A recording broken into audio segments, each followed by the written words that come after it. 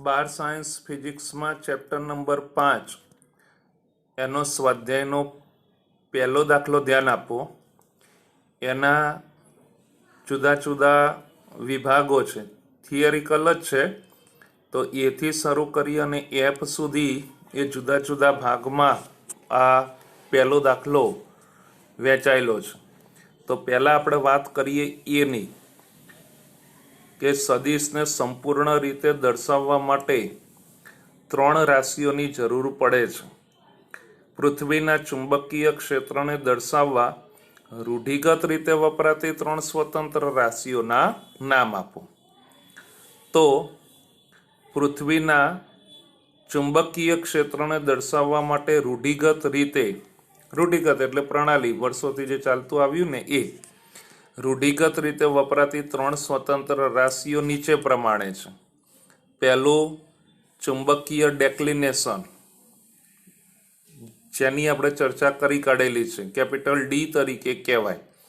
Biju deep angle अथवा नमन कोण delta अथवा आई, अने त्रीजू पृथ्वीना चुंबकीय क्षेत्रनो समक्षितिज घटक एटले बीएच अथवा बी स्मॉल एच तरीके पण कहेवाय। बराबर। आ पहला भाग जेनी आपणे आगळ पण विस्तृत चर्चा थई गई छे, एवी त्रण स्वतंत्र राशिओना नाम आपणे आपवाना छे। आ ए थयुं। हवे वात करीए बी मां। दक्षिण भारत में आवेला एक स्थळ पासे डीप कोण एटले के डीप एंगल एटले के नमन कोण लगभग 18 अंश छे। ब्रिटन में डीप कोण मोटो के नानो हशे?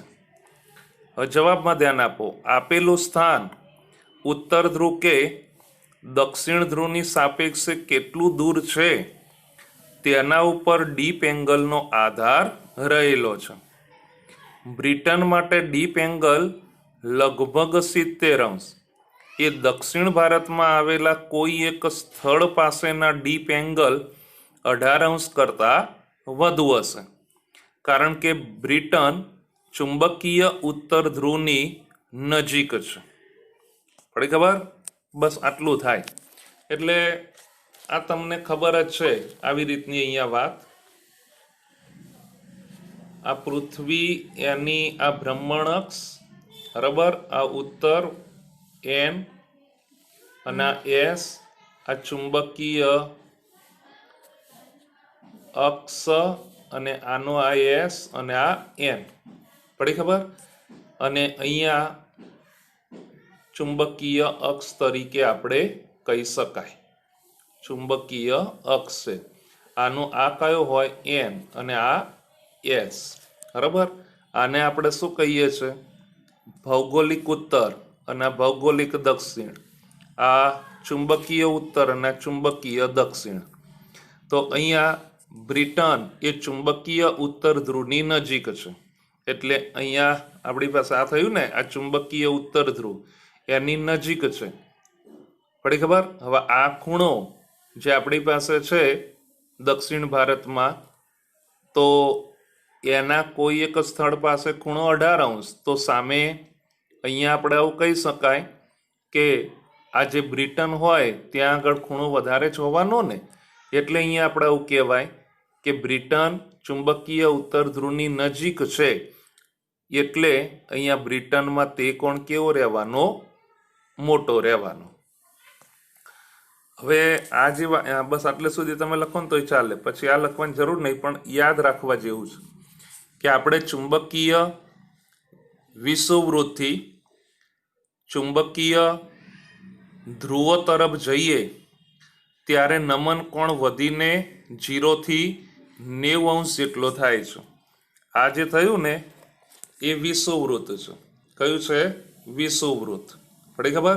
હવે ત્યાંથી અહીંયા આપણે આમ જઈએ ને, એટલે અહીંયાથી આમ શરૂઆત કરવાની થાય, ત્યાંથી આમ જઈએ એટલે અહીંયા પહોંચીએ એટલે 90 થાય, એટલે 0 થી શરૂ કરી અને 90 સુધી એ નમન કોણ આપણને મળતો જાય। દાખલા તરીકે અહીંયા હોય એટલે 0 થાય, પછી સહેજ અહીંયા આવીએ એટલે અહીંયા દાખલા તરીકે 20 હોય તો 20 થાય, પછી 30, 40 એવી રીતે અહીંયા પહોંચીએ એટલે અહીંયા 90 અંશ જેટલો થાય।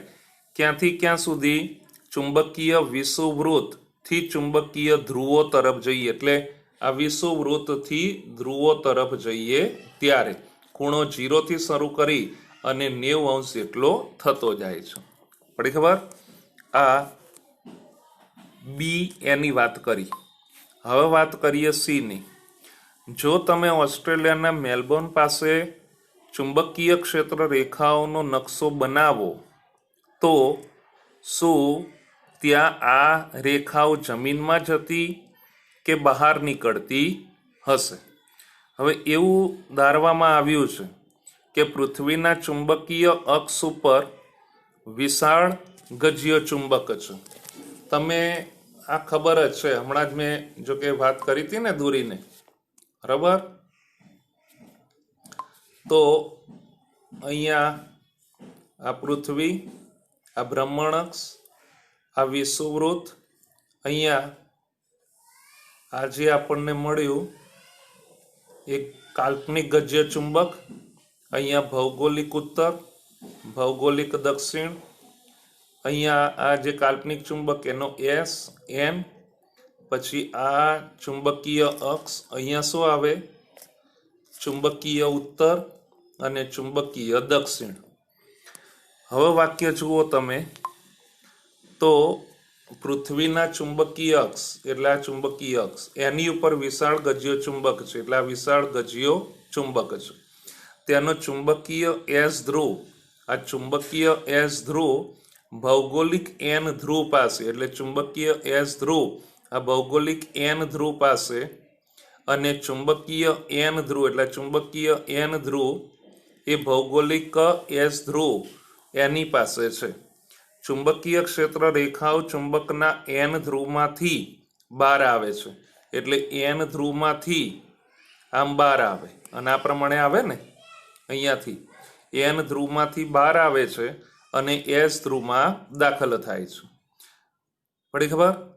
હવે આજે ઓસ્ટ્રેલિયાનું મેલબોર્ન છે ને એ દક્ષિણ ગોળાર્ધમાં આવેલું છે. ક્યાં આવેલું છે? દક્ષિણ ગોળાર્ધમાં. એટલે અહીંયા કહી શકાય કે ઓસ્ટ્રેલિયાના મેલબોર્ન પાસે ચુંબકીય ક્ષેત્રના નકશામાં ચુંબકીય ક્ષેત્ર રેખાઓ એ જમીનમાંથી બહાર આવતી હશે, બરાબર? એટલે અહીંથી આપણને એવું લાગે આ દક્ષિણને ધ્યાનમાં રાખીને ને, એટલે અહીંયા આપણે આવું કહી શકાય કે જાણે જમીનમાંથી આમ બહાર આવતી દેખાય છે. ખ્યાલ આવી ગયો? એટલે અહીંયા આપણને આ પ્રમાણે મળે. ક્લિયર એટલું? હવે એની પછી આગળ જુઓ ડી ભાગ. ભૂચુંબકીય ઉત્તર કે દક્ષિણ ધ્રુવ ઉપર જ ઉધ્વ સમતલમાં મુક્ત રીતે ફરી શકતી ચુંબકીય સોય રાખીએ તો તે કઈ દિશામાં રહેશે? હવે ચુંબકીય સોય સમક્ષિતિજ સમતલમાં ફરવા મુક્ત હોય છે. સમજી શકાય કે આ આપણી પાસે ઉત્તર દક્ષિણ એન અને એસ, જો આ પ્રમાણે આમ રાખીએ ને આવી રીતે, તો એ ઉત્તર દક્ષિણ દિશામાં જ સ્થિર થાય, બરાબર? પણ આવી રીતે આમ સમક્ષિતિજ રાખીએ તો એ ફરવા માટે મુક્ત હોય છે, બરાબર? એટલે કોઈ પણ દિશામાં એ સ્થિર થાય. જો આમ શિરોલંબ રીતે આવી રીતે હોય ને તો એ હંમેશા ઉત્તર દક્ષિણ દિશામાં એ સ્થિર થાય, પણ આવી રીતે સમક્ષિતિજ રાખીએ છીએ આમ તો એ મુક્ત રીતે ફરી શકે. એટલે અહીંયા કહી શકાય કે ચુંબકીય સોય સમક્ષિતિજ સમતલમાં ફરવા મુક્ત છે. જ્યારે ચુંબકીય ધ્રુવો પાસે પૃથ્વીના ચુંબકીય ક્ષેત્રનો સમક્ષિતિજ ઘટક શૂન્ય, જોઈ લો, પૃથ્વી એના ચુંબકીય ક્ષેત્રનો સમક્ષિતિજ ઘટક શૂન્ય, ક્યાં આગળ? ચુંબકીય ધ્રુવો પાસે. સમજી શકાય? અને માત્ર કોણ મળે? શિરોલંબ, કેમ કે શિરોલંબ હોય ત્યાં જ આપણને જે તે ઘટક મળે ને, તેથી ચુંબકીય સોય એ કોઈ પણ દિશામાં સ્થિર રહે છે. પડી ખબર? એટલે અહીંયા કહી શકાય સમક્ષિતિજ ઘટક તો એનો રહેતો નથી, માત્ર શિરોલંબ ઘટક જ. એટલે અહીંયા કહી શકાય કે ચુંબકીય સોય કોઈ પણ દિશામાં સ્થિર રહી શકે. આ પણ એક અગત્યનો MCQ છે, આને પણ ધ્યાનથી કમ્પ્લીટ કરજો. પડી ખબર? એની પછી ધ્યાન આપી દો ઈમાં. એવું માનવામાં આવે છે કે પૃથ્વીનું ચુંબકીય ક્ષેત્ર તેના કેન્દ્ર ઉપર મૂકેલા 8×1022 જૂલ પ્રતિ ટેસ્લા જેટલી મેગ્નેટિક મોમેન્ટ ધરાવતા ડાયપોલ વડે મળતા ક્ષેત્ર જેટલું છે. આ સંખ્યાના માપક્રમની કોઈ રીતે ખરાઈ એટલે એને ચેક કરો. હવે મેગ્નેટિક મોમેન્ટ, આ કેપિટલ એમ લખીએ ને એટલે મેગ્નેટાઇઝેશન, કેપિટલ એમ નહીં લખવાનું પણ કયું લખજો, સ્મોલ એમ લખજો. આ ધ્યાન રાખજો, આની જગ્યાએ શું લખવાનું, સ્મોલ એમ. એટલે મેગ્નેટિક મોમેન્ટ સ્મોલ એમ બરાબર અહીંયા આપણને કેટલું આપેલું છે, 8×1022. મેગ્નેટિક મોમેન્ટ એનો એકમ એમ્પિયર મીટર સ્ક્વેર ઘણી બધી વાર આપણે કમ્પ્લીટ કરેલો છે. એ સિવાય આ પણ એને યાદ રાખજો, જૂલ પ્રતિ ટેસ્લા. હવે પૃથ્વીની ત્રિજ્યા એ 6400 કિલોમીટર હોય, 6400 કિલોમીટર, ખ્યાલ છે ને? તો આરી બરાબર એને મીટરમાં ફેરવી અને ઘાતો પ્રમાણે આપણે જઈએ તો 6.4×10⁶ મીટર થાય. હવે ચુંબકીય ક્ષેત્રની તીવ્રતા બી બરાબર અહીંયા કેવું હોય તો μ0/4π m/re³. આ ધ્યાન રાખી લેજો, m/re³. આમ સામાન્ય રીતે અહીંયા આપણે આ સૂત્ર છે ને, જો બી બરાબર કેવું હોય તો μ0/4π m/r³. આ રેગ્યુલર સૂત્ર છે. અહીંયા આર એની બરાબર આરી કહી શકાય, બરાબર? એટલે re³ થાય. ખાસ ધ્યાન રાખજો. અહીંયા મેગ્નેટિક મોમેન્ટ ધરાવતા ડાયપોલ એ લંબ દ્વિભાજક ઉપર હોય.